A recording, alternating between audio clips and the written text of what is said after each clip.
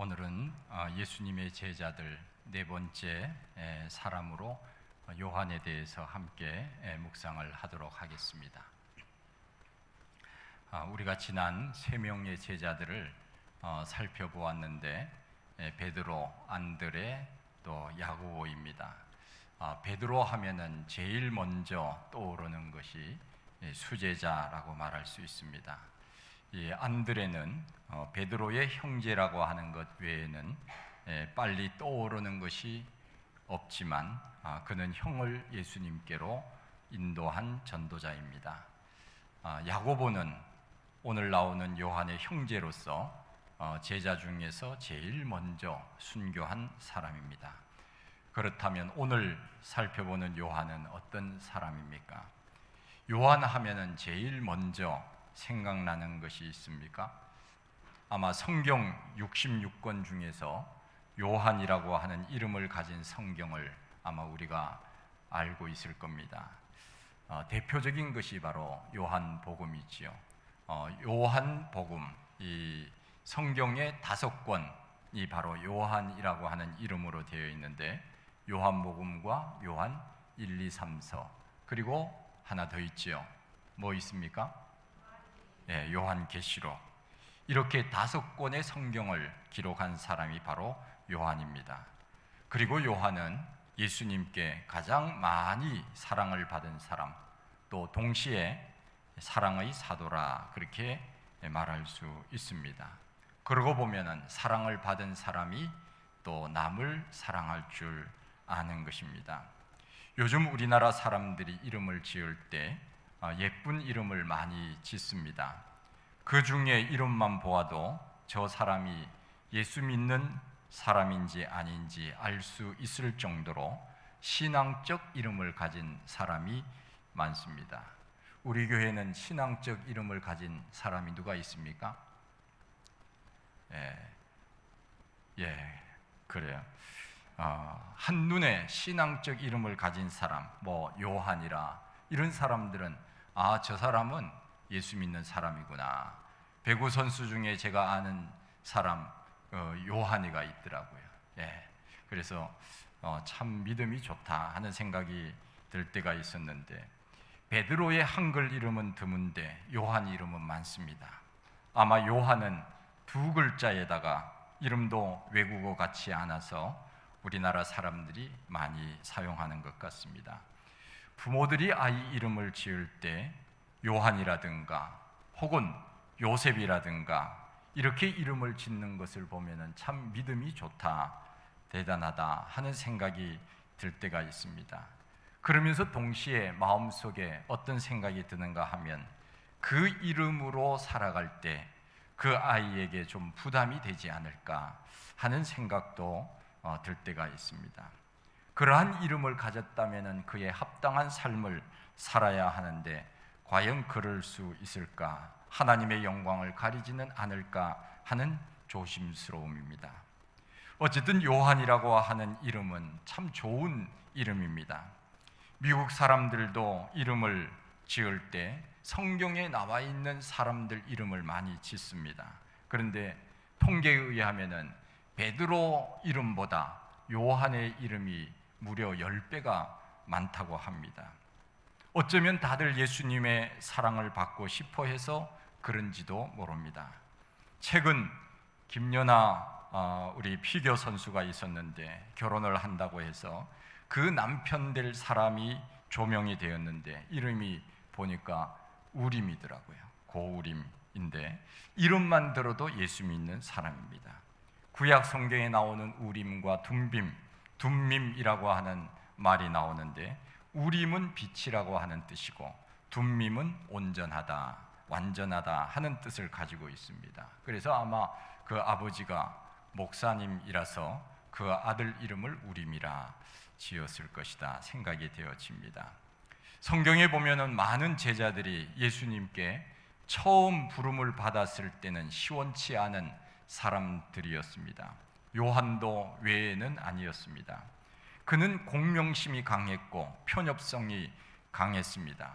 우리가 지난주에 야고보에 대해서 함께 말씀을 나누었지만은 야고보와 요한을 보아너게 곧 우레의 아들이라 하는 별명을 예수님이 지어주셨는데, 그만큼 이 요한과 이 야고보는 불같은 그 어떤 성격이 있었습니다.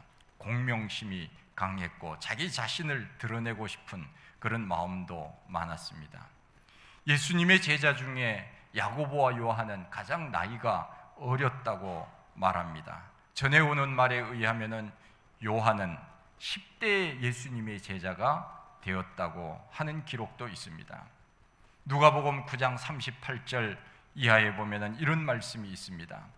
요한이 예수께 여짜오되 선생님, 우리를 따르지 않는 어떤 자가 주의 이름으로 귀신을 내쫓는 것을 우리가 보고 우리를 따르지 아니함으로 인하여 금하였나이다. 하루는 예수님과 제자들이 어느 마을로 가는 도중에 사람들이 보니까 웅성거리고 있었습니다.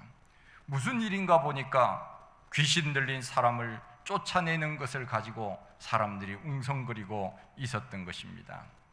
그런데 예수님의 제자 요한이 보니까 이 사람들이 예수님의 제자도 아니고 전혀 모르는 사람들인데 예수님의 이름을 가지고 귀신을 쫓아내었다고 큰 소리를 치고 있는 것입니다. 요한이 한마디 합니다. 당신들이 누구며 무슨 권세로 귀신을 쫓아낸다고 하느냐? 더군다나 예수의 이름으로 이름을 팔아서 귀신을 쫓아낸다니 말도 안 되는 일이라고 하면서 다시는 예수의 이름으로 귀신을 쫓아내지 말라고 그렇게 이야기를 했습니다. 이때는 사실 반장인 베드로가 나타나야 그 역할이 어울리는데 베드로는 그 시간에는 잠잠했고 요한이 나서서 그 사람들에 대한 행위를 꾸짖고 있었습니다. 귀신 들린 그 아이를 고치는데 예수의 이름을 사용했다고 요즘 말로 하라면은 특허를 받지도 않고 그렇게 함부로 내 이름을 써서 사람의 병을 고칠 수 있느냐 하는 이야기입니다. 요한이 그렇게 말했다는 것이지요. 그 말을 듣고는 예수님께서 말씀하십니다. 그 사람들이 하는 일에 대해서 금하지 말라. 너희를 반대하지 않는 자는 너희를 위하는 자니라. 요한이 왜 예수님의 이름으로 귀신을 쫓아낸 사람을 보고 분노했겠습니까? 첫째는 능력 많은 예수님의 제자라고 하는 자부심을 드러내고 싶어 했을 것이고, 둘째는 권력에 대한 욕심과 결코 무관하지 않았을 것입니다. 순수한 마음에서 비롯된 행동은 아니었습니다. 너희들이 적어도 예수의 이름을 사용할 때는 우리에게 허락을 맡아야 된다. 허락을 맡되 적어도 나에게 와서는 얘기해야 되지 않겠느냐. 그런 순수하지 못한 동기에서 시작된 이야기였습니다. 우리가 신앙생활을 할 때 예수 믿는 자부심은 우리가 가지고 있어야 됩니다. 여러분, 예수 믿는 자부심이 있습니까? 나는 예수 믿는 사람이야. I am a Christian이라고 하는, 미국 사람들이 와스프라고 하는 그 모임 단체가 있다고 합니다. 이 사람들은 미국 사회에서 최고 가는 자부심을 가진 사람들, 이 사람들이 와스프라고 하는 그 공동체를 형성하여서 자기들끼리 모이는 그러한 모임이 있는데, 이 와스프라고 하는 사람들은 어떤 사람인가 하면은 말 그대로 백인이어야 되고 앵글로 섹슨족이어야 되고 크리스찬 개신교인이어야 됩니다. 그러니까 오바마 대통령도 여기에는 오고 싶어도 못 오는 겁니다. 백인이 아니기 때문에 그렇습니다. 이 사람들은 자기들이 백인이고 개신교인이라고 하는 것에 대한 그런 자부심을 가지고 미국 사회에 막강한 영향력을 끼치는 단체입니다. 사실 좋은 것은 아니지요. 그들끼리 어찌 보면은 자랑스러워하면서 예수님 당시에는 바리새인과 같은 그런 어떤 사람으로서 우리는 하나님의 말씀을 제일 잘 지키는 사람들의 모임이야 하면서 파를 만들었는데 그것이 바로 바리새파였지요. 소위 말해서 예수 믿는다고 하는 그런 어떤 자부심에 극치를 달리는 사람들이었다, 이렇게 말할 수 있습니다. 우리는 예수 믿는 것에 대해서 자부심을 가지고 있어야 됩니다. 나는 예수 믿는 사람이다. 얼마나 자랑스러운 일입니까? 그러나 자부심은 좋지만 다른 사람들을 그것으로 인하여 업신여기거나 깔보아서는 안 됩니다. 어떤 사람은 모태신앙을 자랑합니다. 어떤 사람은 구원받은 것에 대해서 자랑합니다. 자랑해야지요.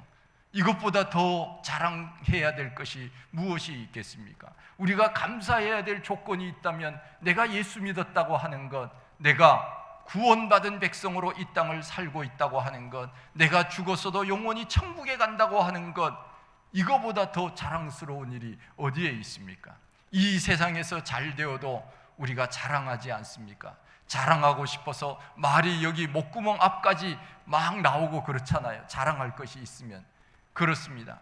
자랑할 것은 우리가 자랑해야 됩니다. 특별히 예수 믿는 것 자랑해야 됩니다. 구원받은 것 자랑해야 됩니다. 그러나 조심해야 될 것은 영적인 교만에 빠져서는 안 됩니다. 저도 종종 이런 생각을 가질 때가 있습니다. 믿지 않는 사람들을 볼 때 안타까운 마음도 들지만 어떨 때는 이런 생각을 가지고 있는 것을 제가 발견을 하게 됩니다. 야, 저 사람들 교회 나오라고 했는데 나오지도 않고 오늘도 놀러 가고 있네. 주일에 보면은 자전거 타고 도로를 달리는 그 단체들이 종종 보입니다. 그리고 등산 가는 사람들, 주일 아침 일찍 등산 가는 사람들, 무슨 운동하는 사람들, 그런 사람들 많이 있습니다. 제 마음속에 어떤 생각이 드는가 하면은, 첫째는 그들이 우리와 같이 교회 가려고 좀 분주히 나왔으면 좋겠다. 제가 오늘도 주차장을 나오면서 아니 이 차들이 왜 여기에 서 있지? 교회 갈 사람들인데. 그런데 보니까 교회 가는 사람들이 많지 않아요. 확률적으로 보면은 교회 나와야 될 사람들이 20%는 되어야 되거든요. 그런데 보면은 그렇지 않습니다. 적어도 우리나라 크리스찬들이 1000만이라고 한다면 10%만 새벽기도 나와도 100만 아닙니까? 그런데 그렇지 않습니다. 주일에 교회 나가야 될 사람들이 20%라고 한다면 그 정도의 차는 움직여줘야 되는 것 아니겠습니까? 그런데 그렇지 않습니다. 제가 그 모습을 보면서 무슨 생각이 드는가 하면, 저 사람 다 지옥 갈 사람들이구나, 그런 생각이 들 때가 있습니다. 이것이 바로 영적인 교만입니다. 우리는 그들을 긍휼히 여기고 기도하는 마음을 우리는 가져야 됩니다. 그러나 그들이 예수 믿고 예수 믿지 않고 거기에 대한 책임은 그들에게 있겠지요. 그러나 우리는 그들을 위하여 끊임없이 기도해야 되고 눈물의 간구가 필요한 것입니다. 절대로 내가 구원받은 사람이라고, 내가 일찍 예수를 믿었다고, 내가 천국 갈 사람이라고 우리는 영적인 교만함에 빠져서 다른 사람들을 경멸하거나 깔보아서는 안 됩니다. 못난이 삼형제를 아시지요? 뭡니까? 교만이, 자만이, 오만이, 못난이 삼형제입니다. 이 교만하면 안 된다 하는 그 말입니다. 그런데 그 당시 요한이 이런 잘못된 생각을 가지고 있었다는 것입니다. 요한은 마치 자기가 예수님 다음 가는 사람으로 생각을 하고 교만했습니다. 우리에게 허락을 받지 아니하고 어찌 귀신을 쫓아낼 수 있느냐? 예수님 이름으로 귀신을 쫓아내다니 너희들 다시는 예수의 이름을 사용하지 말라. 그러면서 자기가 예수님 제자라고 하는 것에 대한 자부심과 영적인 교만함, 그리고 세상적으로 말하면 세상에 대한 권력에 대한 욕심, 이런 것들이 합쳐져서 그 말이 나오게 된 것입니다. 우리가 최근 뉴스를 보아서 알고 있지만은 대통령과 친하다고 해서 교만하면 안 됩니다. 우리는 그 순간 추락하는 것입니다. 넘어지는 것입니다. 예수님 당시에 바로 요한이 그랬습니다. 된다 안 된다를 요한이 나서서 결정을 하려고 하는 마음이었습니다. 이것은 예수님이 원하는 것이 아니었습니다. 그래서 예수님께서는 요한을 꾸짖지 않습니까? 너희들이 왜 그 사람들에 대해서 잘못된 생각을 가지고 있느냐? 그 사람들이 하는 행위에 대하여 금하지 말라. 그들이 우리를 반대하지 않는다면 그들은 다 우리와 함께하는 자들이다. 예수님께서 하시고 요한에게 꾸짖었습니다. 이 같은 공명심과 편협심, 세상적인 권력, 이런 것에 대한 욕심이 그에게 있었습니다. 아마 이 마음은 그의 어머니의 마음에서부터 비롯된 것이라고도 생각이 되어집니다. 그 어머니는 언제나 예수님이 이 땅에 정치적으로 대통령이 되면, 왕이 되면 우리 두 아들 좀 높은 자리에 올라가게 해주세요 하는 그런 말들을 하지 않았습니까? 그러니까 이 요한의 마음속에도 예수님이 정치적으로 로마를 물리치고 이스라엘이 세계 속에 이름난 민족으로 세워질 때 우리도 한자리 할 수 있겠구나, 아마 그런 마음이 마음속에 있었는지도 모릅니다. 그러니까 나서서 그렇게 예수님과는 상의도 하지 않고 쉽게 말한 것 아닙니까? 교회는 남녀노소 빈부귀천 그 어떤 사람도 다 와서 예배를 드릴 수 있는 곳이 바로 교회입니다. 다시 말하면 예수님을 믿는 것에 대해서는 차별을 두어서는 안 됩니다. 교회를 어지럽히거나 진리를 왜곡하는 사람이 아니라면 교회는 누구든지 올 수 있습니다. 우리나라도 앞으로 다인종, 다민족 국가가 될 날도 멀지 않았다고 합니다. 우리 교회도 외국인들이 함께 와서 예배를 드리면 좋겠습니다. 영어 잘하는 사람이 통역도 하고 그들과 같이 어울리면 좋겠습니다. 우리나라 사람들이 좀 편협심이 강하지 않나 하는 생각이 듭니다. 우리보다 가난한 나라 사람들을 경멸히 여기는 경향이 있습니다. 사실 알고 보면 우리나라가 얼마나 가난했습니까? 적어도 40년, 50년, 60년 그 전에 우리나라는 그야말로 6.25 전쟁이 일어나는 그 당시에 우리나라는 정말 지금의 가난한 나라들보다 더 가난한 그런 시절이 있지 않았습니까? 그런데 그것은 다 잊어버리고 우리보다 가난한 나라에서 왔다고 우리는 그들을 경멸하고 열심히 일한 대가를 지불하지 아니하고 임금을 지불하지 아니하고 그렇게 경멸하는 그런 사람들도 있지 않습니까? 여전히 우리는 장애인들을 이상한 눈으로 쳐다보는 경향도 없잖아 있습니다. 우리는 그러한 잘못된 생각으로부터 벗어나야 합니다. 천국에 가면 아시아 사람, 유럽 사람, 아프리카 사람, 미주 사람 다 같이 우리가 살 것 아니겠습니까? 여기서부터, 이 땅에서부터 우리가 같이 사는 법을 배워야 되지 않겠습니까? 우리나라 사람들도 이 잘못된 편협심, 이것으로 인하여 남을 경멸히 여기는 그런 마음들이 우리 속에 남아있다면 그것을 제거하는 마음이 필요합니다. 요한이 바로 그런 사람이었습니다. 그런데 요한이 어떻게 변화되었습니까? 예수님이 승천하시고 난 다음 사도행전에 보면 그는 베드로와 함께 주님의 제자로서의 삶을 잘 감당하고 있는 것을 볼 수 있습니다.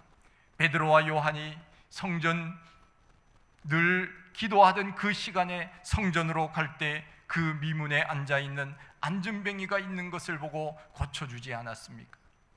내게 있는 것으로 내게 주노니 곧 나사렛 예수의 이름으로 명하노니 일어나 걸으라.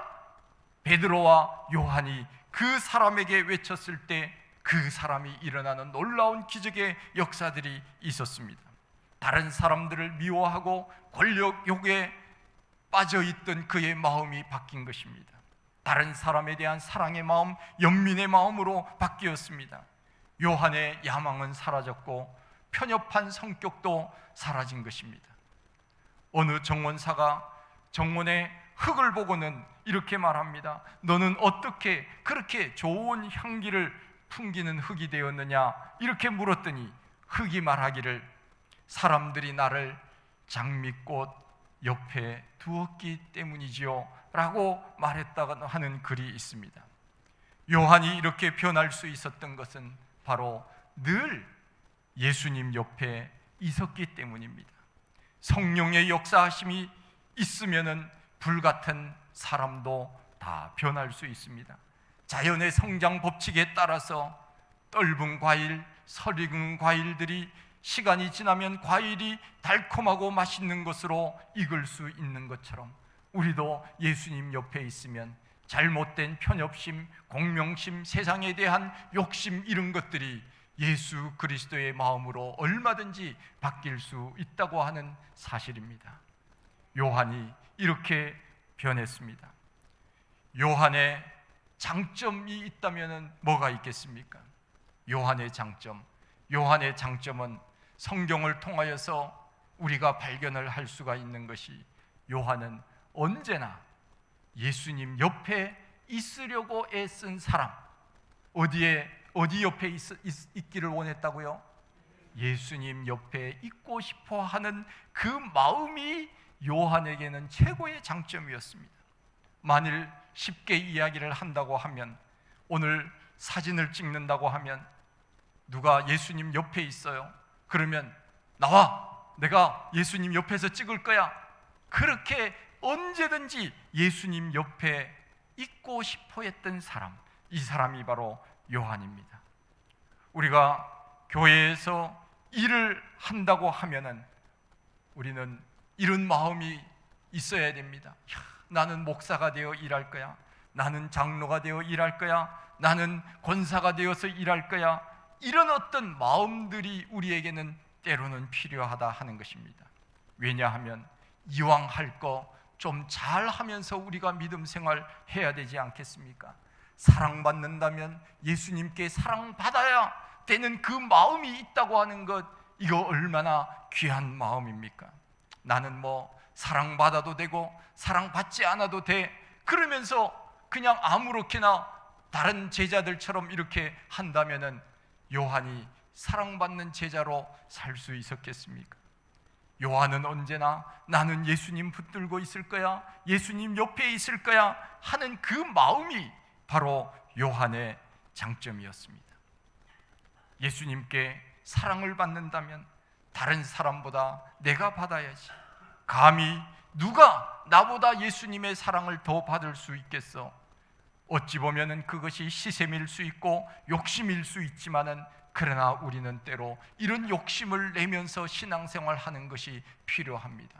그야말로 차가운지 뜨거운지 차갑든지 뜨겁든지 그렇게 해야 되는데, 미지근하게 믿는 것도 아니고 안 믿는 것도 아니고 이렇게 신앙생활을 하지 말고, 이왕 할 것 나는 예수님께 제일 사랑을 많이 받아야지 하는 그 마음, 이런 마음을 우리가 가져야 되지 않겠습니까?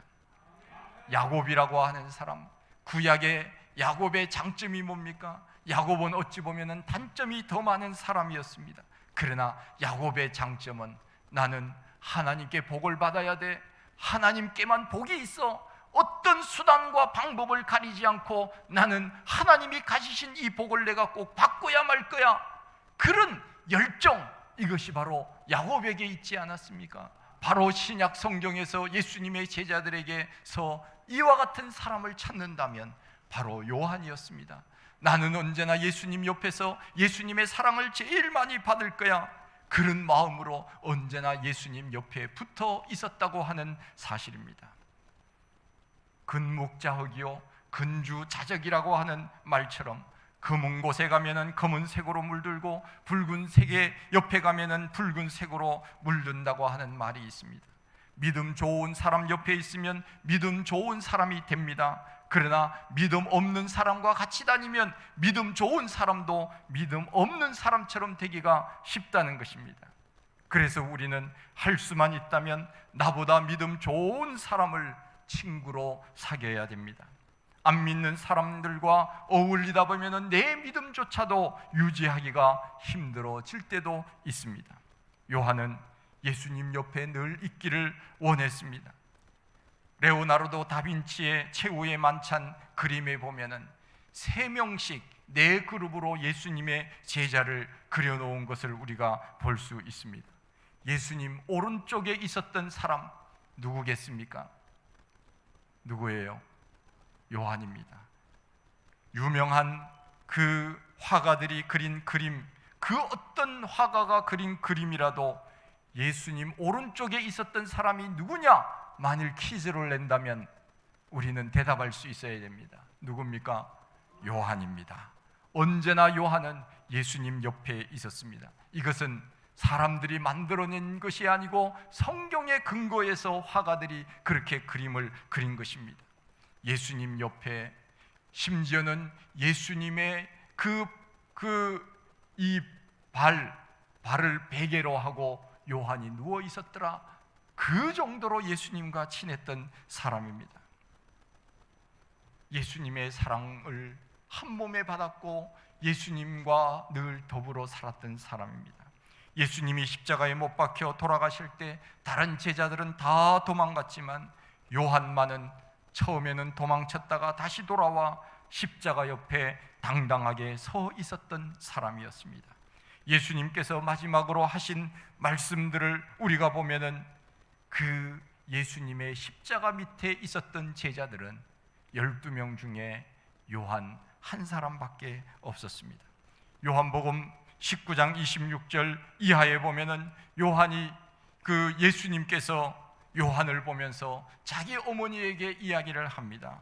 여자여 보소서 아들이니이다 하고 요한에게 어머니를 가리키면서 요한아 보라 내 어머니다. 성경은 말씀합니다.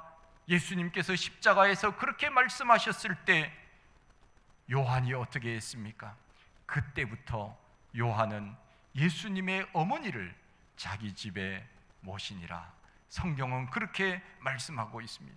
우리 예수님께서 십자가에서 마지막으로 하신 말씀 보라 내 어머니다. 그랬을 때 요한은 예수님의 어머니를 자기 집에 모셨다고 하는 사실입니다. 십자가상에서 예수님과 대화를 나누었던 유일한 제자, 그 제자는 요한이었습니다. 요한은 마지막까지 용감하였으며 최후까지 예수님께 헌신한 제자였습니다. 요한복음 13장 23절 말씀에 보면 예수님의 사랑받는 제자가 예수님의 품에 의지하여 누웠는지라. 그 제자가 요한입니다. 고린도전서 13장 13절 믿음, 소망, 사랑 이 세 가지는 항상 있을 것인데 그 중에 제일은 뭡니까? 사랑이라. 요한은 이 믿음, 소망, 사랑 세 가지를 다 갖춘 제자가 바로 요한입니다. 믿음은 요한복음에서 이 요한의 믿음을 발견할 수 있습니다. 소망은 요한계시록에서 요한의 소망을 발견할 수 있습니다. 사랑은 오늘 읽은 이 요한 1서에서 요한이 얼마나 사랑받았던 제자이며 사랑의 사도가 되었는지를 잘 나타내주고 있습니다. 초대교부 이레니우스는 요한이 주후 98년까지 살았다고 하는데 그 이유는 사랑의 사람으로 바뀌었기 때문이 가능한 것이 아니었는가? 오래 살고 싶으면 우리는 사랑하는 마음으로 사랑의 마음을 가지고 살면 어찌 보면은 오래 살 수 있습니다. 할렐루야.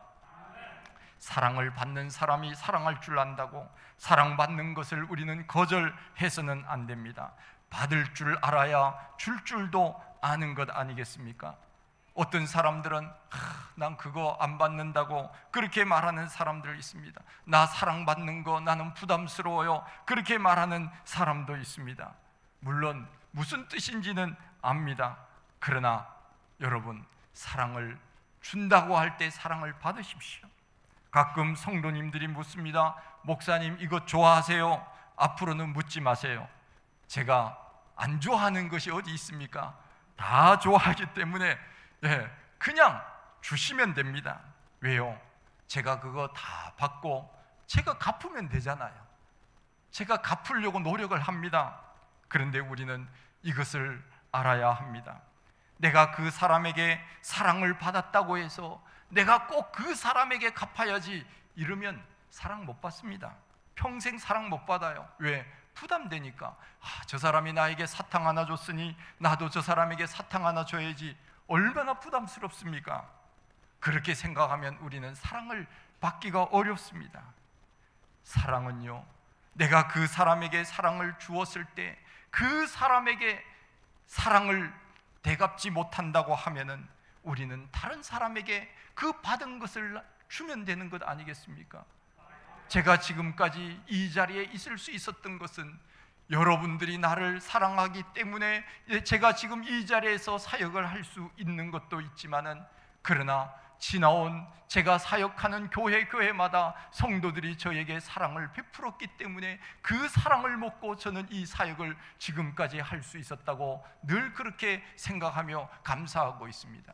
그런데 그 사랑을 제가 갚지 못했거든요. 그러나 누구에게 갚습니까? 내가 눈에 보이는 지금 사람들에게 갚으면 그 사람에게 갚는 것과 마찬가지입니다. 내가 꼭 그 사람에게 사랑을 받았으니 그 사람에게 갚아야지. 그러면 어떻게 갚을 수 있겠습니까? 돌아가신 분들도 계시고 멀리 떨어진 분들도 계시는데 어떻게 갚을 수 있겠습니까? 내가 A라고 하는 사람에게 사랑을 주었다면 하나님께서는 B라고 하는 사람을 통하여 그 베푼 것을 하나님께서는 갚아 주시는 것입니다. 이렇게 우리는 사랑하며 사는 것이지요. 요한 사도는 그의 서신을 통하여 사랑을 유감없이 우리에게 보여주고 있습니다. 사랑하는 자들아, 우리가 서로 사랑하자. 사랑은 하나님께 속한 것이니 사랑하는 자마다 하나님께로 나서 하나님을 안다고 성경은 말씀하고 있지 않습니까? 복음성가에도 나오지 않습니까? 사랑하는 자들아, 우리가 서로 사랑하자. 사랑은 하나님께 속한 것이니 사랑하는 자마다 하나님께로 나도다. 제가 끝까지 다 하려면 시간이 지금 많이 가기 때문에, 사랑은 하나님께 속해 있고 하나님께로 났으니 우리가 그분으로부터 사랑을 받았으니 우리는 그 사랑을 나누며 사는 것, 이것이 바로 하나님이 원하시는 것이 아니겠습니까? 그 사랑을 실천한 사람이 누굽니까? 바로 요한 사도입니다. 그래서 우리는 하나님은 사랑이시다 하는 이 말씀을 우리가 마음속에 간직하고 싶으면 요한 1서를 통째로 외우시면 됩니다. 그 속에 하나님의 마음이 포함되어 있거든요. 요한이 나중에 반모섬에 유배되었습니다. 요한은 그곳에서 하늘나라의 모습을 보고 우리에게 기가 막힌 하늘나라의 신비를 보여주고 있지 않습니까? 요한이 아니었다면 어찌 우리가 요한계시록을 통하여 새하늘과 새 땅을 우리가 볼 수 있겠습니까? 아름다운 천국, 그 영원한 하나님의 나라를 계시록을 통하여 보여주고 있지 않습니까? 그러면서 그는 요한계시록에서 그와 같은 소망을 가지고 있습니다. 아멘, 주 예수여 오시옵소서. 마라나타, 주 예수여 오시옵소서. 요한은 비록 유배 생활을 하기도 했지만 일찍 부름을 받아 예수님의 12 제자 중 가장 오래 산 사람이 되었습니다. 이상하게도 그의 형제 야고보는 제일 먼저 순교했지만 그의 형 요한은 동생의 목까지 함께 살다가 노년에 부름받은 사람이 되었습니다. 요한의 이름의 뜻은 하나님의 은총을 받는다라고 하는 뜻인데, 그 이름대로 사랑받는 제자, 사랑하는 제자로 일생을 살았던 사람이었습니다. 우리의 인생도 요한과 같이 예수님을 사랑하고 이웃을 사랑할 줄 아는 사랑의 성도님들이 다 되시기를 바랍니다. 하나님, 참 감사합니다. 이 세상은 사랑한다고 하는 말은 많지만 그러나 사랑의 실천은 참 부족한 것이 얼마나 많은지 모릅니다. 하나님, 오늘 이 요한 예수님의 제자를 묵상하면서 요한은 처음에는 공명심, 편협심, 세상에 대한 욕심, 이런 것들이 많이 있었지만 그러나 나중에는 사랑의 사도로 변화되었고 우리에게 그 하늘나라의 놀라운 아름다운 신비스러운 모습들을 보여준 소망의 사도까지 되었습니다.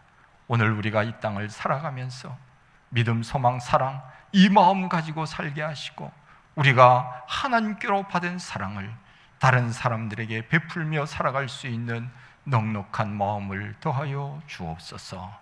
예수님 이름으로 기도하옵나이다. 아멘.